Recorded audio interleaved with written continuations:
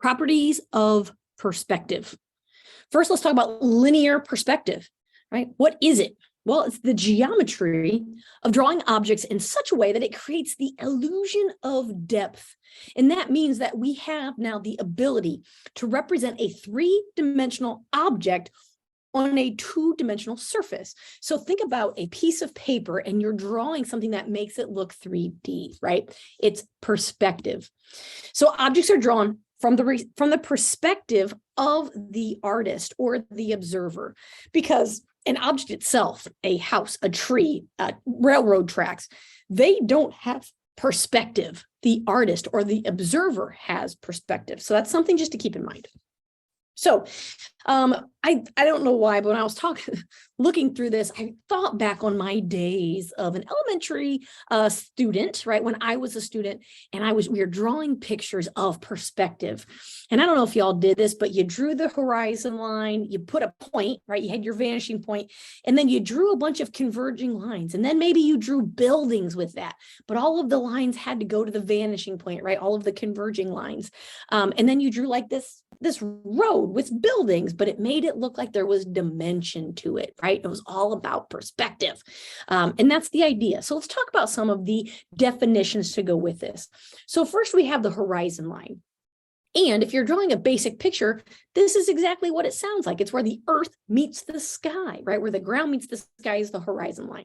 Now, if you can't see that, right? So in this picture, we can kind of see where the horizon is, but we draw at the observer's eye level and it's horizontal. So that's the idea of the horizon line, horizontal. The vanishing point, in this case, this is a one-dimensional piece because we have this one vanishing point. So it's where all of the imaginary lines, because we don't draw these lines out, in this case, for the railroad tracks we do, but in general, right, it's where the series of lines all go to the vanishing point.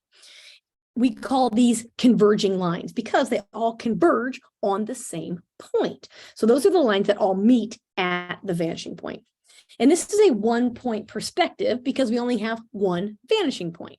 So let's talk about beyond one-point perspective. The number of vanishing points kind of deals with what point of perspective that we're on. So how do you know whether you should use 1, 2, or 3-point perspective? Well, think about a box or a cube. If you're focused on the box face, then we want to use 1-point perspective. If you're focused on the boxed edge, then we'd use 2-point. And if you're focused on a corner, you would use 3, as you would see here. So depending on what you're looking at on the box, that kind of tells you whether you need 1, 2, or 3-point perspective. And that's kind of an idea that you can keep in mind no matter the shape, right? This is in terms of a box, but that's kind of the idea of whatever you're focused on. That's going to tell you how many vanishing points you need. And that's the point perspective you're dealing with. Now, we can also create depth through size. So thinking about, I want it to make it look like it's farther away. Well, we can use this same exact tree, but make them different sizes down to a vanishing point. And if we think about creating similar triangles, so using the tree as the vertical side, and then we have the right angle from the tree to the bottom base, right? That gives us the triangle approach. And so if we use similar triangles, we know that that would be proportional. So we can use proportions to keep the trees their correct height and the same distance or the correct distance away in order to really show how depth or the perspective and how far away things are based off of a vanishing point, and using size instead of necessarily the converging lines. So those are some different ways to think about perspective.